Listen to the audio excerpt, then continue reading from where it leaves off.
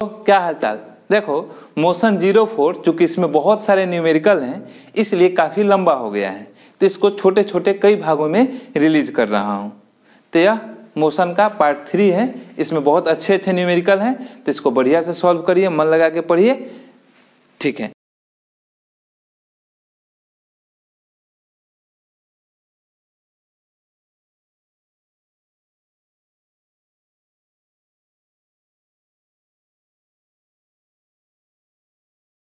Next topic है average velocity.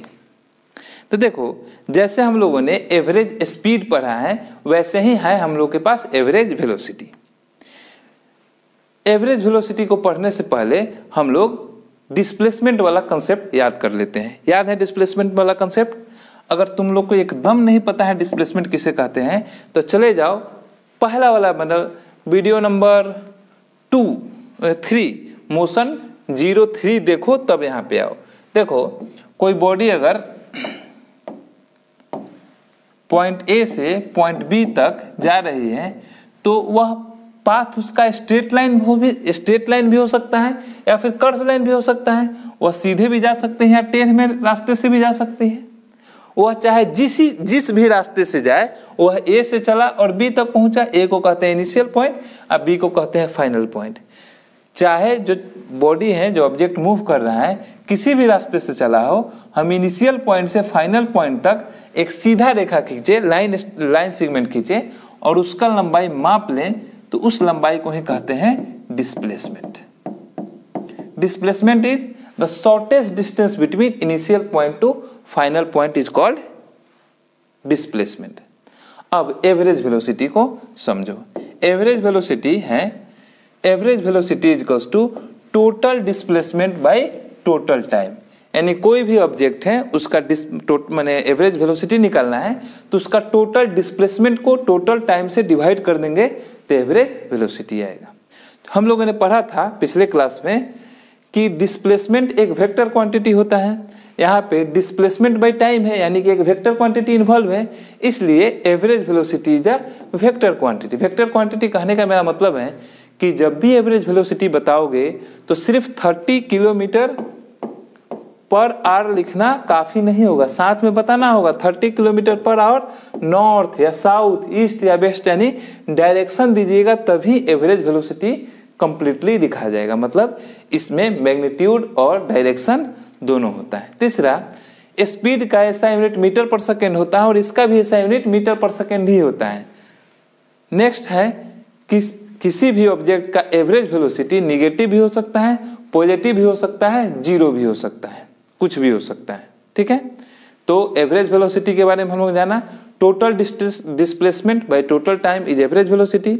It is a vector quantity, ऐसा unit metre पर second, और इसका वैल्यू पॉजिटिव, निगेटिव या जीरो तीनों हो सकता है। बात समझ में आई?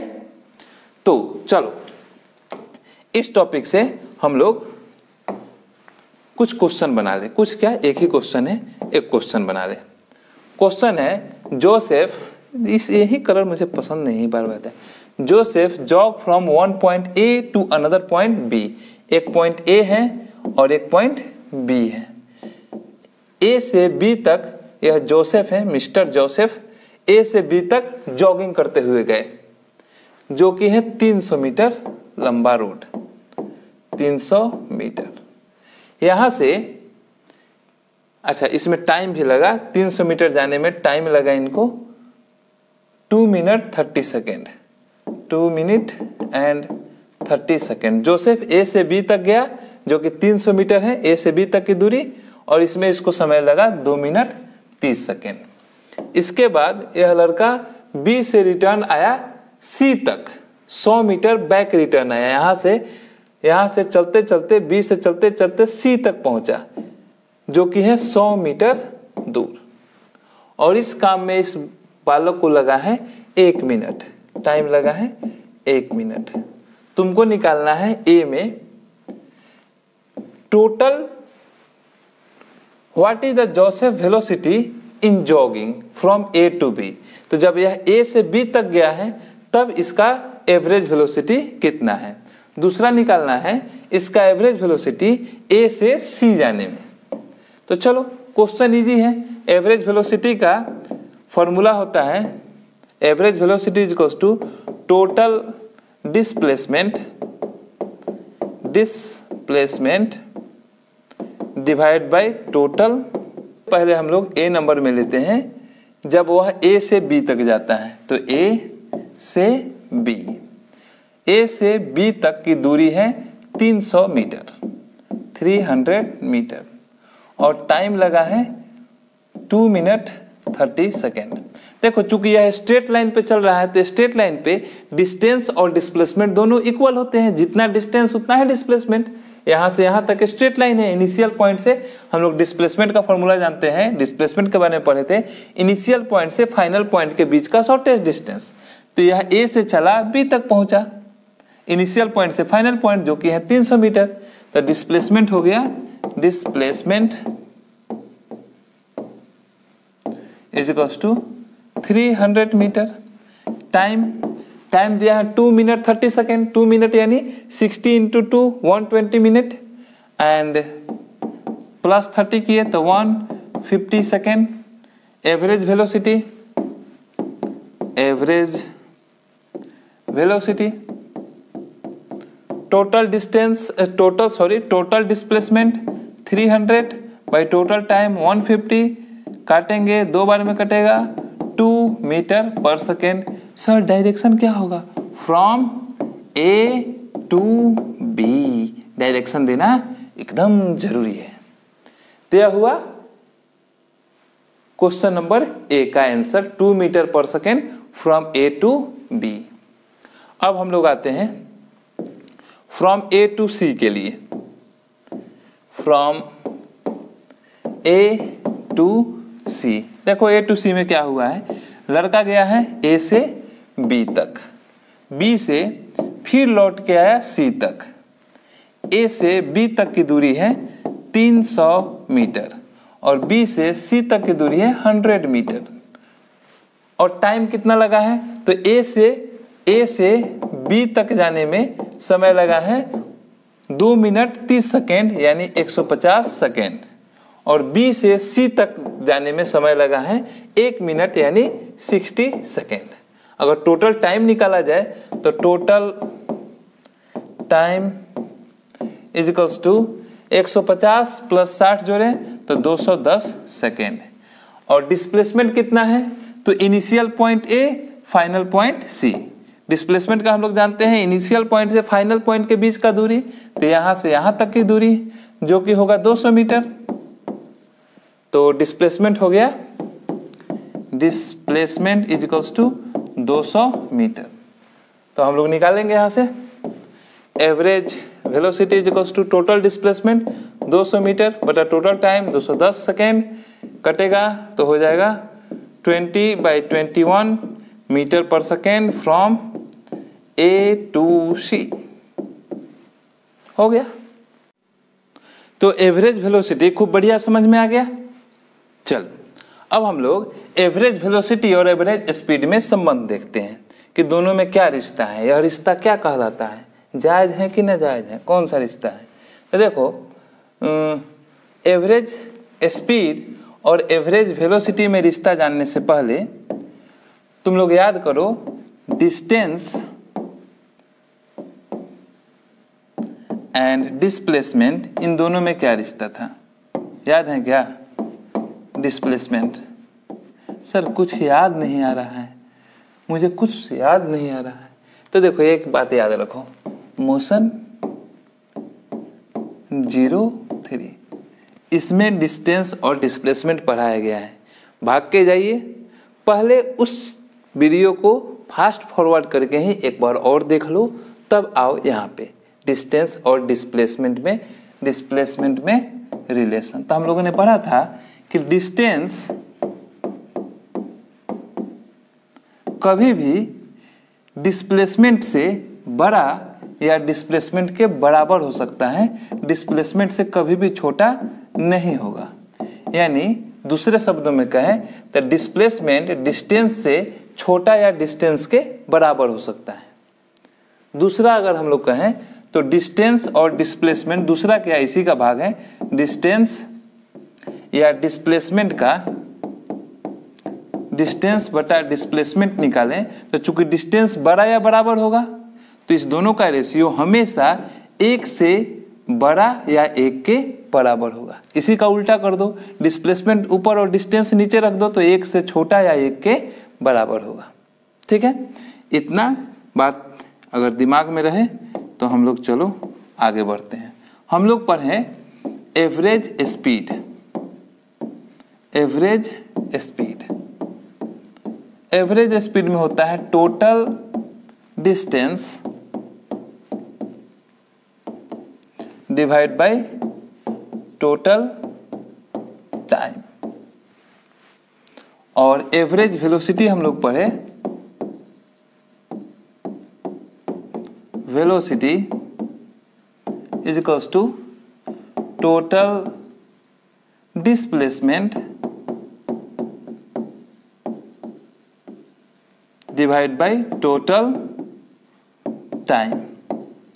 अब देखो इस दोनों फॉर्मूला को देखो, इसमें सिर्फ और सिर्फ डिस्टेंस और डिस्प्लेसमेंट ही अलग है, टाइम तो दोनों के पास सेम ही है।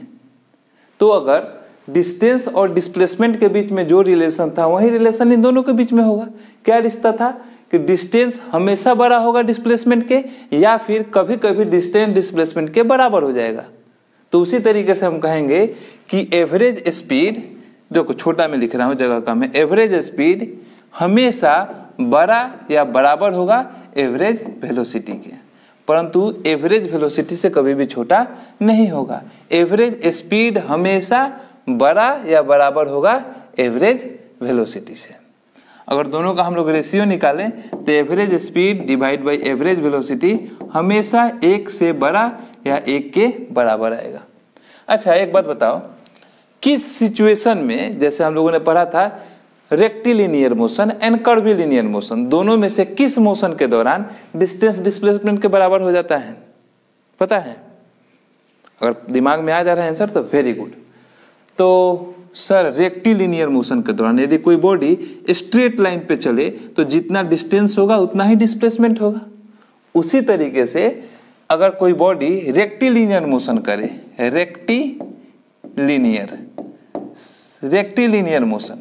रेक्टिलिनियर मोशन, मोशन के सभी प्रकार के बारे में वीडियो मोशन 01 में पढ़ाया गया है। अगर यह भी नहीं जानते हो, पहली बार वीडियो देख रहे हो तो चैनल के प्लेलिस्ट में जाओ और सर्च करो मोशन 01। सर्च क्या करना है, मिल जाएगा, 2-3 वीडियो ही तो है। तो रेक्टिलिनियर मोशन के दौरान एवरेज स्पीड और एवरेज वेलोसिटी दोनों ही इक्वल होते हैं। तो हम लोगों ने दोनों में रिश्ता क्या पढ़ा, एवरेज वेलोसिटी हमेशा एवरेज स्पीड से छोटा या बराबर होगा। एवरेज स्पीड और एवरेज वेलोसिटी का अगर हम लोग रेशियो निकाले तो रेशियो हमेशा 1 से बड़ा या 1 के बराबर आएगा। रेक्टिलिनियर मोशन यानी कि कोई ऑब्जेक्ट यदि स्ट्रेट लाइन पे चले तो सिर्फ उसी सिचुएशन में एवरेज स्पीड और एवरेज वेलोसिटी इक्वल होते हैं। ठीक है, तो तुम समझ गए एवरेज स्पीड और एवरेज वेलोसिटी के बारे में और दोनों के बीच में रिलेशन। देखो यह जो 2 क्वेश्चन है स्कूल एग्जाम में बहुत फेमस है। कभी भी अगर सिलेबस में मोशन रहेगा तो यह क्वेश्चन हो सकता है कि टीचर लोग पूछे, टीचर्स का फेवरेट क्वेश्चन है। पहला question, under what condition the magnitude of average velocity of an object equals to its average speed. तो एवरेज स्पीड एवरेज वेलोसिटी के बराबर तभी ना होगा जब डिस्टेंस और डिस्प्लेसमेंट के दोनों इक्वल हो, और डिस्टेंस और डिस्प्लेसमेंट इक्वल होते हैं जब बॉडी स्ट्रेट लाइन पे चलता है। तो वहीं लिख देंगे, हम लोग लिख देंगे when object is moving on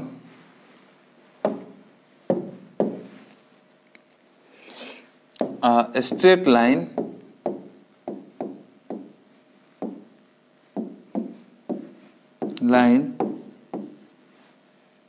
average speed is equals to average velocity. देखो ऐसा शॉर्टकट मैं लिखता हूँ, तुम लोग के लिखने की आवश्यकता नहीं है, टीचर 1 नंबर नहीं देगा, मैं ही नहीं दूंगा, कोई स्टूडेंट लिखेगा तो। नेक्स्ट है टीचर्स का मोस्ट फेवरेट क्वेश्चन, सभी किताब में जहाँ पे मोशन पढ़ाया है क्वेश्चन दिया हुआ है, इस क्वेश्चन को हम कहते हैं छूतहर question of the motion. Distinguish between speed and velocity, speed और वेलोसिटी में अंतर बताइए। क्या अंतर बताए, दोनों का नाम ही अलग है, एक स्पीड है एक वेलोसिटी है। भागो यहाँ से चूंकि क्वेश्चन थोड़ा गलत है। Distinguish between average speed and average velocity, ठीक है, अंतर बताया जाए। और सिर्फ स्पीड और वेलोसिटी दे तब भी यही आंसर होगा। हम लोग लिखेंगे पहला कि स्पीड इज इक्वल्स टू, मतलब पूरा लिखना, यहाँ पे मैं उतना मेहनत करूंगा नहीं। Total distance divided by total time is called average speed. तो इसको हम लोग पहले अंतर में लिखेंगे, total distance divided by total time is equals to average speed. वहीं एवरेज वेलोसिटी हो जाएगा टोटल डिस्प्लेसमेंट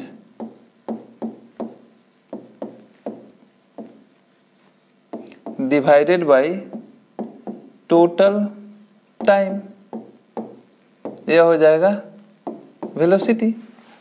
दूसरा अंतर अगर हम लोग देखें तो दूसरा अंतर होता है कि स्पीड होता है स्केलर क्वांटिटी और वेलोसिटी होता है vector quantity. Speed is a scalar quantity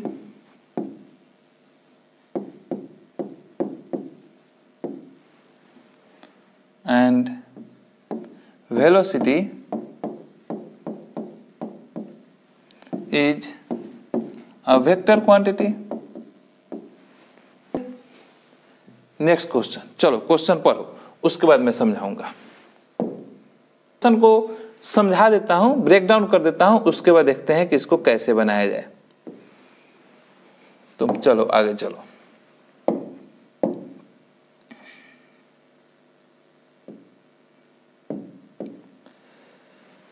train की पटरी है, यहाँ पे है प्लेटफॉर्म।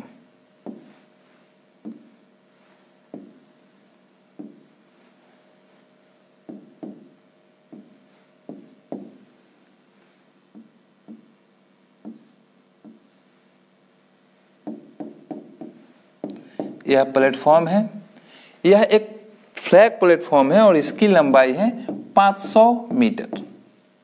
फ्लैग स्टेशन मतलब यहाँ पे ट्रेन रुकेगी नहीं। यहाँ पे है हमारी ट्रेन, छुक छुक छुक छुक छुक छुक, ट्रेन ट्रेन ट्रेन ट्रेन। अभी ट्रेन और स्टेशन के नियरेस्ट पॉइंट में 1 किलोमीटर का अंतर है, 1 किलोमीटर का अंतर है। ट्रेन अभी 1 किलोमीटर दूर है, थोड़ा सा इसको नजदीक ज्यादा बना दिए हैं। और जैसे वह 1 किलोमीटर दूर है वहीं से हॉर्न बजाना शुरू कर दिया और यह हॉर्न तब तक बजाते रहा जब तक कि यह प्लेटफॉर्म क्रॉस नहीं कर गया। मतलब ट्रेन 1 किलोमीटर जब स्टेशन से दूर था तभी से हॉर्न बजाना शुरू किया और चलते रहा चलते रहा चलते रहा। जब स्टेशन क्रॉस कर गया इंजन तब यह हॉर्न बजाना बंद कर दिया। स्टेशन मास्टर बेचारा स्टेशन पे झंडा लेके खड़ा है, हरा झंडा दिखाने के लिए, बाबू तुमको रुकना नहीं, चले जाना है। तुमसे सवाल पूछ रहा है कि बताओ यह जो प्लेटफॉर्म का स्टेशन मास्टर है वह स्टेशन मास्टर हॉर्न कितना देर के लिए सुनेगा। चलो अब क्वेश्चन पे लौट आए, क्वेश्चन शायद समझ में आ गया होगा। बैक आओ, बैक टू द क्वेश्चन। यह क्वेश्चन है, ऑप्शन है तुम्हारे पास A, B, C, D। अगर बना सकते हो तो पॉज करो इसमें, अगर आधा घंटा लगता है तो लगाओ और बन जाए तो बनाओ। तो हम लोग फिर से उसी डायग्राम पे लौट आते हैं। चलो रे भाई तुम जाओ ना, नहीं सेव करेंगे, भागो यहाँ से।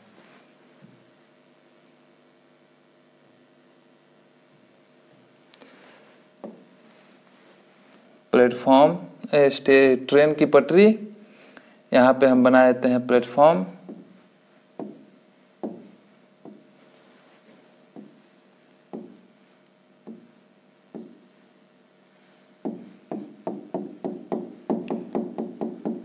यह हो गया प्लेटफॉर्म। प्लेटफॉर्म की लंबाई 500 मीटर, ट्रेन दूर है, 1 किलोमीटर दूर है। अरे स्टाइलिश ट्रेन चाहिए हमको, चक्का चक्का चक्का। स्टेशन से ट्रेन की दूरी है 1 किलोमीटर और यहीं से यह हॉर्न बजाना शुरू किया और तब तक बजाते रहा जब तक कि स्टेशन क्रॉस नहीं कर गया। तुमको बताना है स्टेशन मास्टर जो स्टेशन पे खड़ा है उसको कितने देर तक हॉर्न सुनाई देगा, और स्टेशन मास्टर स्टेशन के एकदम बीच में खड़ा है। तो पहले यह तो बताओ हॉर्न कितने देर तक बजा। तो हॉर्न बजा उतने देर तक जितने देर में यह गाड़ी पूरा 1 किलोमीटर और यह 500 मीटर क्रॉस नहीं कर जाए यह इंजन। मतलब हम लोग अगर, अच्छा ट्रेन का स्पीड भी दिया है, ट्रेन चल रहा है 90 किलोमीटर पर आवर के स्पीड से। तो अगर कोई पूछे कि हॉर्न कितने देर तक बजते रहा, तो हॉर्न बजते रहा तब तक जब तक यह गाड़ी 1 किलोमीटर यह बीच की दूरी और यह प्लेटफॉर्म दोनों क्रॉस नहीं कर जाए।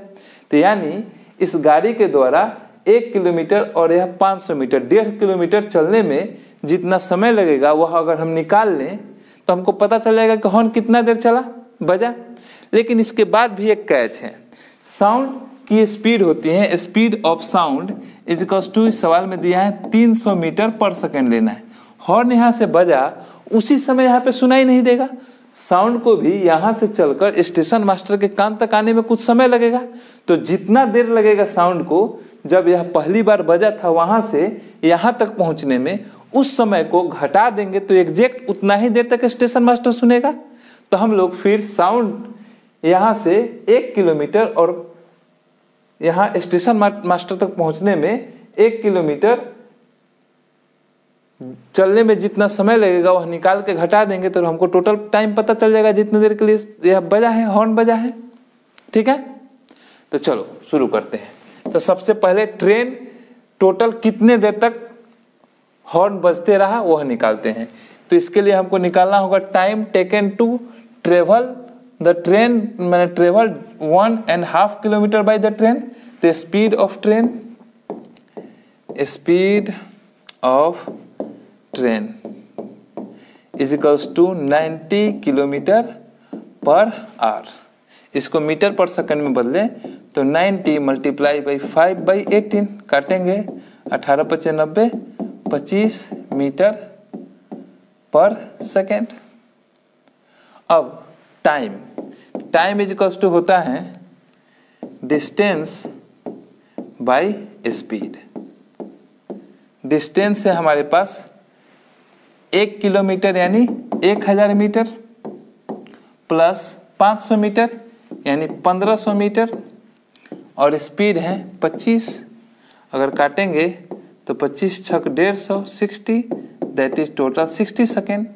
यानी हॉर्न बजते रहा टोटल 60 सेकेंड तक। अब हमको इसमें से माइनस करना होगा वह समय जिस समय में साउंड यहां से निकला और उसको स्टेशन मास्टर तक पहुंचने में जितना देर लगा उस समय को घटाना होगा। तो साउंड का स्पीड दिया हुआ है, स्पीड, कलर चेंज कर लेते हैं, speed of sound is equals to 300 metre पर सेकेंड और उसको चलना है कितना, 1 किलोमीटर। 1 किलोमीटर यानी कि 1000 मीटर, 1 किलोमीटर चलना है ना ना ना ना, यहाँ से यहाँ तक 1 किलोमीटर, सेंटर पे खड़ा है तो 1 किलोमीटर यानी 1000 मीटर प्लस 250। अगर हम ऐड कर देंगे तो टोटल डिस्टेंस हो जाएगा, distance is equals to 1250 metre. तो टाइम अगर हम लोग निकालें तो टाइम इज इक्वल्स टू, ऊपर लिखता हूँ, time is equals to distance यानी 1250 बटा टोटल स्पीड, 0 से 0 कटेगा और काटेंगे 6 बार में, 2 5 बार में हो जाएगा 25/6, काटेंगे 6 × 18, 6 चौका 24, 6 चौका 24, बचा 1, 6 एकम 6 और 2 गया, 6 × 18, यह चलते जाएगा 4.13 सेकेंड। यानी साउंड टोटल बजते रहा, विसिल है जो भोंपू है वह टोटल 60 सेकेंड तक बचते रहा, जिसमें से 4.13 सेकेंड उसको ट्रेन से निकल के स्टेशन मास्टर तक पहुंचने में लग गया। तो इस दोनों समय को घटा लो तो आ जाएगा तुम्हारा required time is equals to 60 minus 4.13 second. Minus करेंगे तो हो जाएगा 7, 8 और यहाँ पे बचा है 59, 55.87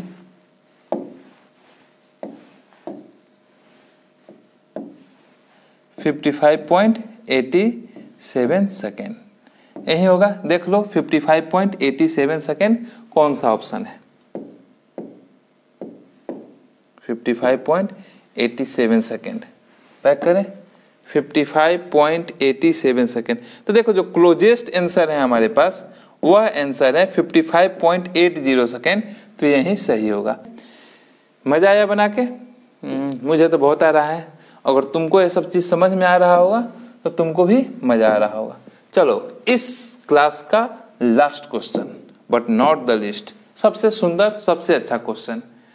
अब यह क्वेश्चन एक बार पढ़ लो तो मैं तुम लोग को समझाता हूँ सवाल, और बहुत इजी है और यह तुम लोग को अपने से ही बनाना है, मैं हेल्प नहीं करने वाला हूँ। सवाल पढ़ लिए? चलो मैं तुम लोग को पहले सवाल समझा दूं। 1450 ठीक है। देखो सबमरीन जानते हो क्या होता है? पानी के अंदर चलने वाले जहाज को सबमरीन कहते हैं। दो प्रकार के का जहाज पानी पे चलता है, एक पानी के सतह पे चलता है उसको हम लोग कहते हैं शिप, और दूसरा होता है पानी के अंदर चलता है। अब पानी के अंदर चलता है मतलब वो ऊपर आता नहीं है, ऊपर कभी कभी आता है खाना पीने लेने के लिए, फिर नीचे नीचे चलता है, उसको हम लोग कहते हैं सबमरीन। अब सबमरीन अपना रास्ता साउंड के द्वारा पता लगाता है। चूंकि पानी के नीचे तो कुछ दिखाई नहीं देगा तो साउंड का सिग्नल फेंकता है और आसपास से साउंड टकरा के फिर वापस आएगा, तो उसी को रिसीव करके वह डिस्टेंस कैलकुलेट कर लेता है कि सामने कोई चीज कितने दूर है। वैसे ही जैसे चमगादड़ करता है। तो एक सबमरीन है, ऐसा ही होता है। तुम कहाँ चल दिए बाबू, रुक जाओ। एक सबमरीन है, ऐसा ही देखने में होता भी है सब। एक सबमरीन है, टेढ़ा सबमरीन नहीं, सीधा बनेगा।